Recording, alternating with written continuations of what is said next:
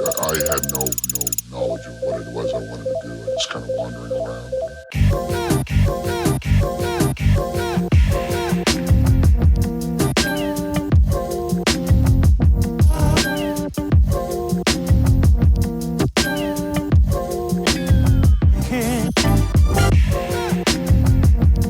Good morning, and welcome back to the 80 and 8, a rainy, probably shorter edition today. Don't worry, that's not marching. It's just the escalator working overtime to carry only me. Today, we're in the 16th Arrondissement of Paris, in the quarter known as Chaillot.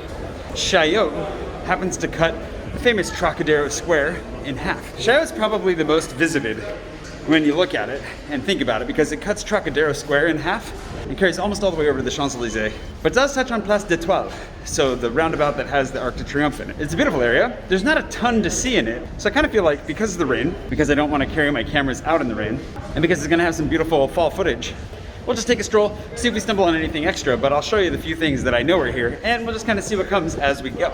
But I do have to exit from this side of Trocadero because the other side is out of bounds.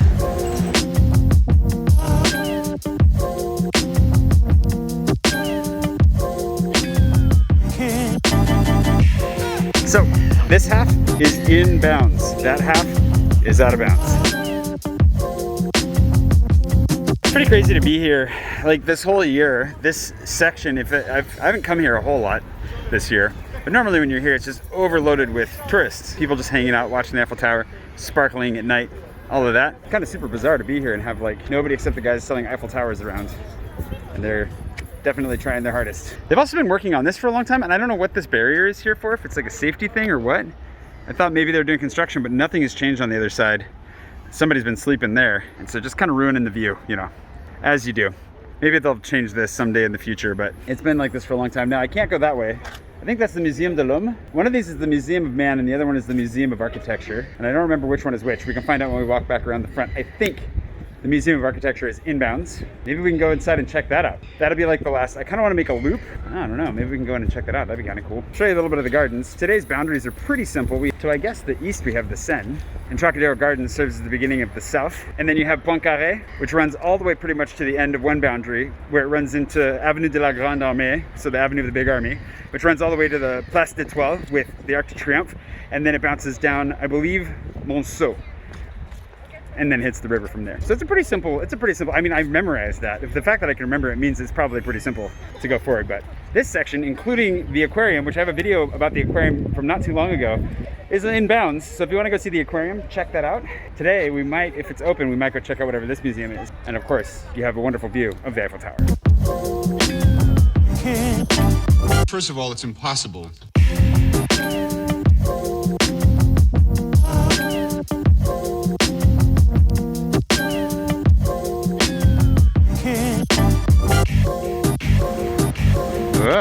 Is that here? That's here? I've been wanting to see that, the Kinshasa Chronique, whatever. I've seen posters for that all over town. Okay, I'm very interested now. So this is the Architecture Museum, Cité de l'Architecture et du Patrimoine. So it's like a heritage and architecture museum, but they've also got like a national dance theater here. Interessant.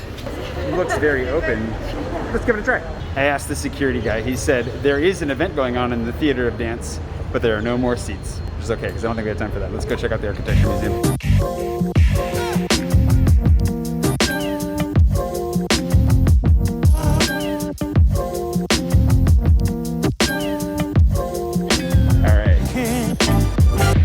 This looks really cool. Like there's such a nice view out the back. Someday we'll come to a party here. But in the meantime, he suggested we do the exposition first. There are two expositions, one on Paris and one on Kinshasa. The Kinshasa one I've seen advertised, I think I've seen both of them advertised all over town, but the Kinshasa one looks super cool. I've never been to Kinshasa, but I've been across the river from Kinshasa, so I've seen it. The capital of the DRC, the Democratic Republic of Congo.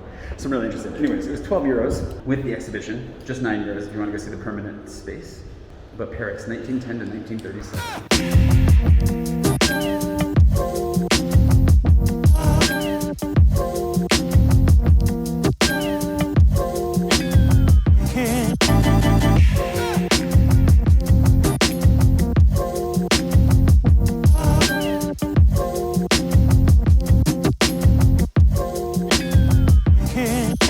I wish it'd be so cool if they rebuilt this.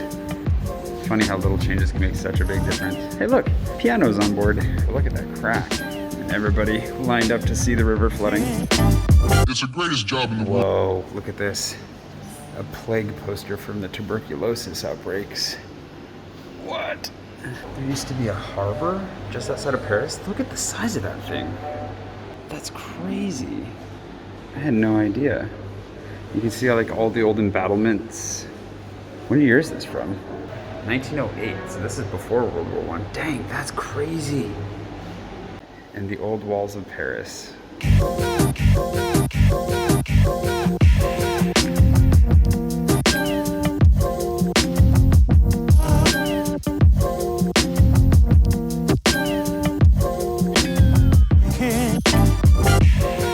Even though I've only been across the river, this looks so familiar already.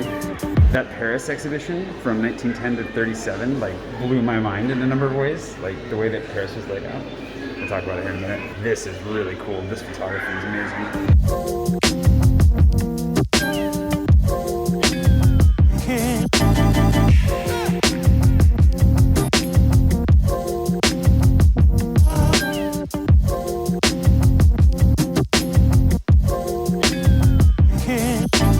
First of all, it's impossible.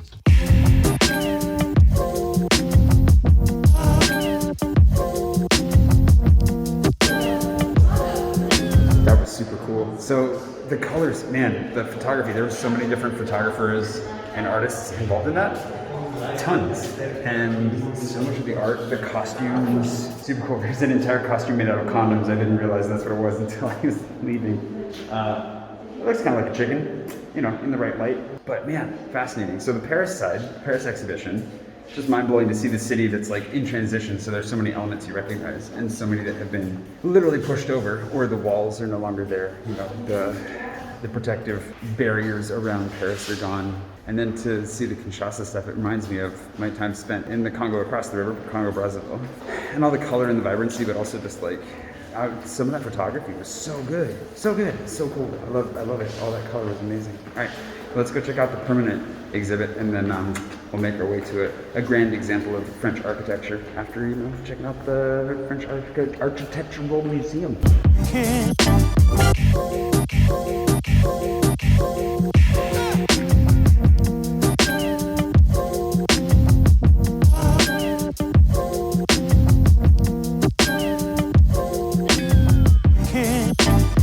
From like all different parts of France. So these ones are both from Aveyron. That big guy was from Toulouse. This guy, this ginormous one, is from Tarn-et-Garonne, from down here. I have no idea where that is, but that's crazy. Oh, I wonder if these are cast. Bonjour. Celles-ci, ils sont pas les originaux, c'est ça? Oui, tout à fait.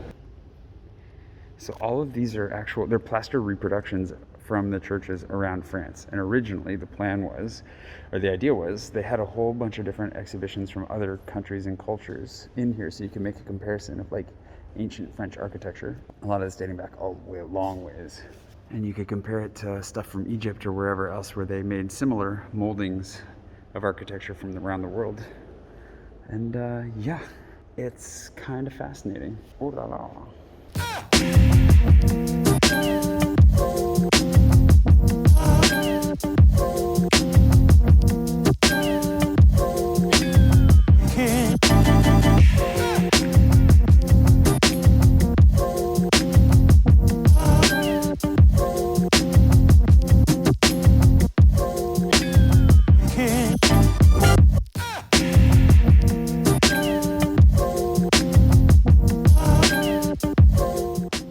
This stuff's on, is that on the Louvre? Where is that? It's on the Arc de Triomphe. I knew I recognized that from somewhere in Paris. He's not having a good day. Speaking of the Arc de Triomphe, here are two of them right next to each other. Little one and a big one. This is a copy of the little one, it looks like. Is it? Oh no, maybe it's the full one. What is this? Huh. Very different take on it. I didn't realize that they had different guys bidding to make theirs. That's why they have two of them here. Speaking of the Arc de Triomphe, let's go see the real thing. That was super cool. I don't know what I expected. I totally thought that was gonna be more of a museum that was like, I don't know, modern architecture blueprints, some model of the Gherkin or something. I have no idea. And instead, it was a little mini tour around France. Like, you go in there and you're seeing all these old churches that are 500, 600, 800 years old from all over the country. And if you can only come to Paris and you want to see a little bit of history from all over the place, they've got plasters, molds of all of it. Also, holy cow, that's a lot of police all of a sudden. Guess they found a new parking space while we were inside. Anyways, there was a really nice guy in there who I guess was a volunteer. I don't know if he's like a historian. I mean, I guess he's a historian. Maybe he's like an architectural historian or something like that. But he was really nice. He took the time to he wanted to talk. And so he shared a little bit of information when I first walked in, just kind of told me about the layout of the place. And then when on the way out, I saw that he was talking to a group of people with a laser pointer. So he's actually pointing stuff out on the facade. So he was really nice. If you happen to go and he's there and he's got his handy dandy little laser pointer, maybe you can get him to show you a thing or two. That was cool. That was really, really neat. I kept walking into different sections, just being like, whoa. I think it's also really interesting to see architecture, you know, church facades and arches and spires and all of that indoors. I think a lot of it was to scale. I don't know how much of it was, because the scales really seemed to jump all over the place between the sculptures and everything else. And so I think what was really also interesting about it was to like look around and think like, this stuff's not normal. Like, it was weird in a good way to see it inside, because it just gave it another sense of enormity, because the space was plenty big on its own. So to walk around in there, see all that was great. Again, the exhibitions were really, really nice. Got a little bit of a taste of Paris from 100 years ago. A look into modern day Kinshasa through the eyes of so many different artists. That was fascinating. And then, yeah, a little mini tour of the churches of France, all in like, I don't know, an hour and a half, something like that. Man. Anywho, would I recommend the Architecture Museum? Yes. In Chaillot, in Palais de Chaillot? Yes. That was cool. Now I'm more interested in seeing the Museum of Man on the other side than I've ever been before. So when we come back to the 16th, in however long that is, hopefully we manage to cross paths with that again sooner than later, because that was cool. Okay, now that we've done a museum, I'm walking on Avenue Kléber right now, which is the straight shot from Trocadero to the Arc de Triomphe. Thought about doing the long way through Victor Hugo, but I don't know that there's any reason. The 16th in general, and especially this area, is very famously residential, but also has a lot of shopping, but also has a lot of embassies in it. And then some shopping streets, like on Victor Hugo, which I think we'll wander up Victor Hugo here in a second, just for the heck of it. Kind of like all the external arrondissements, that there's necessarily much going on, but it's really quiet, it's really beautiful. It's definitely one of the more Haussmannian neighborhoods. It's lovely. We don't have any big parks or anything to see today, but we can at least go see the big fat arch. We've already seen the big fat tower. You know, lots of big fat stuff to see today. I mean, if you are looking for an upscale arrondissement, and you want to be a little bit farther away from things, maybe a quieter area with lots of like 4 or 5 star hotels. Not really my jam for obvious reasons, but it's really nice.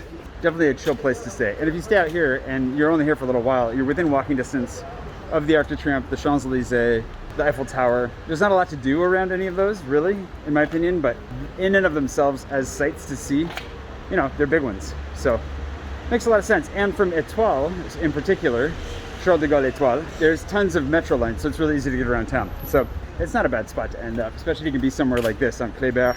And the closer to the Arc de Triomphe, in my opinion, probably the better, but again, it depends on what you're looking for. I don't know what it is, but I really like this building. It's lower than its neighbors, and the stylings are different. I don't know why, it just kind of stands out to me. I've never noticed it before.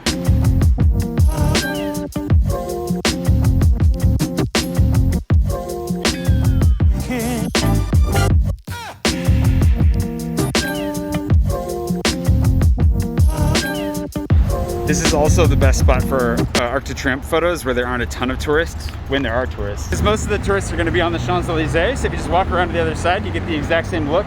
At sunset, it's even nicer because you get all the really nice light on everything. Just a hot tip, if you want a nice photo of the Arc de Triomphe, you know, go around the other side. Well, it's great. Anywho, I did say that there were no big parks, really, to look at, but even though Avenue Foch is not a big park, it is a nice green space and it's a nice place to go running. So the downside is that there's a ton of traffic, but the upside is that there's, you know, a lot of gravel to run on, which is much softer on the knees, so that's always a bonus. And it runs one spoke away on the wheel out from Victor Hugo, which is where there's a lot of shopping as well. And it's just a really nice, classy street, and is the street that has the only coffee shop in this arrondissement that I know of that I actually like, which is out of bounds, of course, but, you know, and closed on weekends now, which is a tragedy. And I guess it is technically a park, the gardens of Avenue Foch. While Victor Hugo may be mostly out of my price range, there's a really cool little side stairwell here because there's kind of just like a mini hill between here and Avenue Kléber, and it's kind of great. I don't know. I feel like it'd be a good spot for a little bit of a photo shoot if you ever want to find it. Just look for the Monoprix on Victor Hugo and you're there.